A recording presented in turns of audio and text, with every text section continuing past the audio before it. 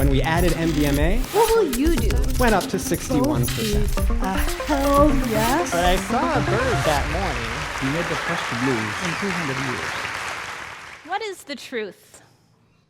Is the truth a nebulous philosophical concept? Is it a practical delineation of what is and is not true? What does the truth mean to me? What is your truth? In February 2013, I set out to answer that question in Mumbai, Maharashtra, India. You might be thinking, what? That is an absurd aim. And you're right, it is. But as an artist, it's my job to consider the seemingly impossible and utterly absurd. In fact, I spend my days trying to figure out how we might, both individually and as a larger society, envision and live a different future.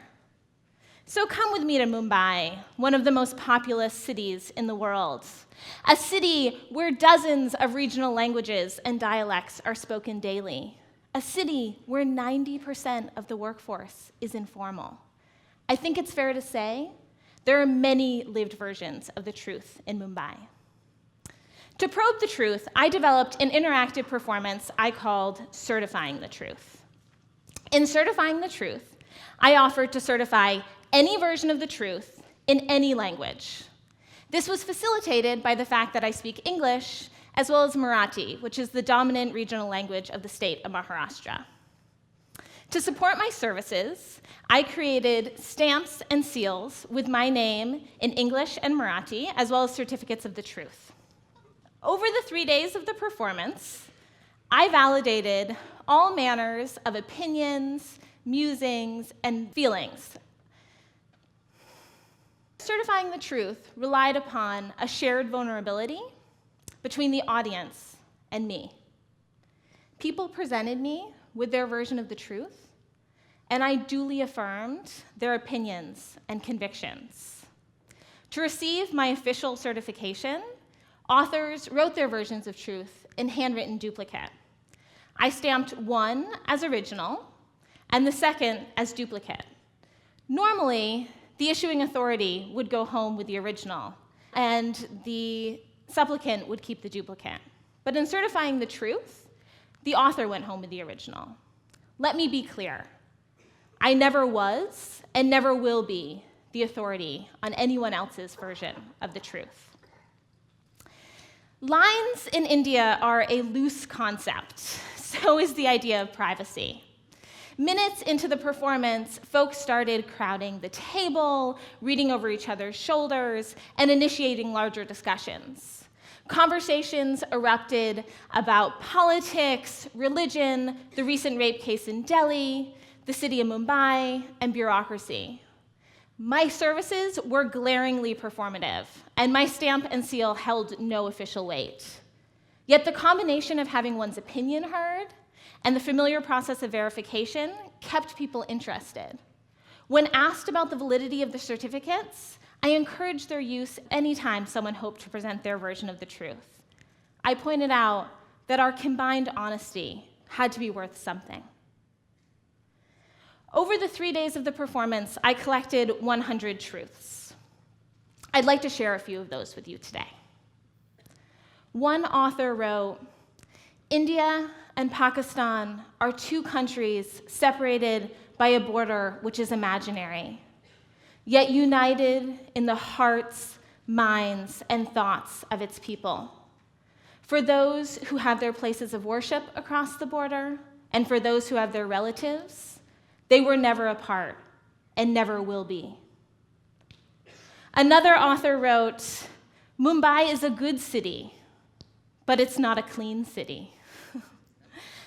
A third author wrote, "In India, women are traditionally seen as mothers, sisters, and daughters. However, after reading daily reports of sexual molestations, assaults, and atrocities against women, I wonder if women are really seen as mothers, sisters, and daughters in India." One truth stood out to me, and it was this. everything is the truth. Bingo. This project was about just that. It was about the fact that even though your version of the truth and my version of the truth may differ, they're both fundamentally true. As an American abroad, I remembered this every time I encountered an unfamiliar custom.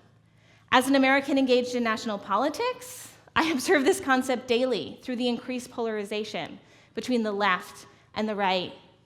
In many ways, India and the United States are similar. Both are home to a populace that spans a wide swath of religions, regions, and social classes. We all live in a society with many versions of the truth, even if we're only able to clearly see our own. So when I had the opportunity to produce an artist book, I knew it would bear the title, Everything is the Truth. Next, I studied those 100 truths and chose 24 distinctive and often contradictory truths for the book. Everything is the Truth was produced in collaboration with the Mumbai-based curatorial project Clark House Initiative in the print shop of the Sir J.J. School of Art. The performance had taken place in these gardens a few months before.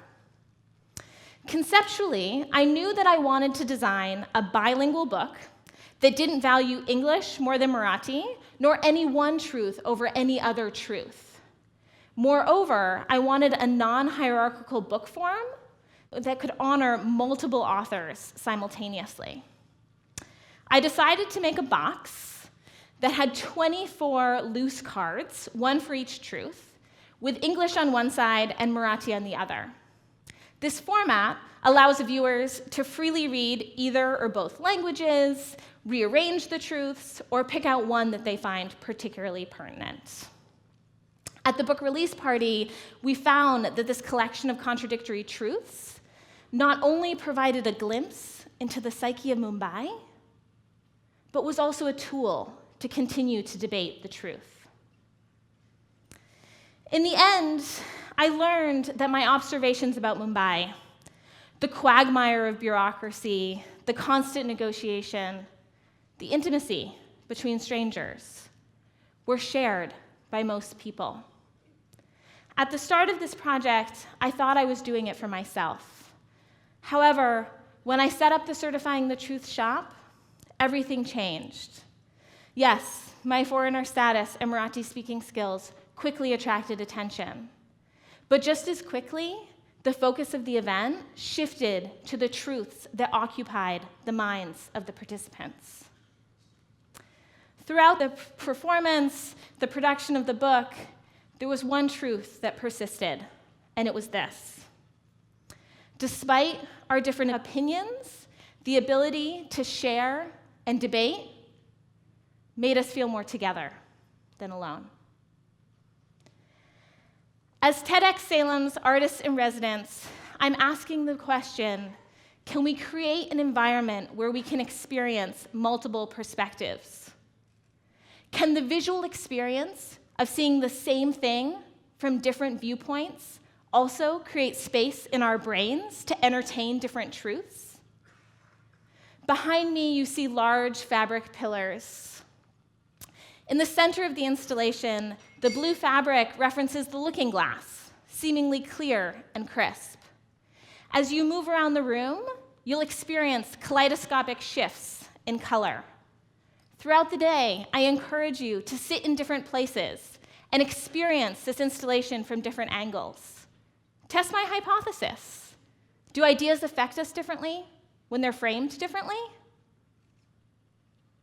During the breakout sessions, we'll do our own version of Certifying the Truth, Salem style.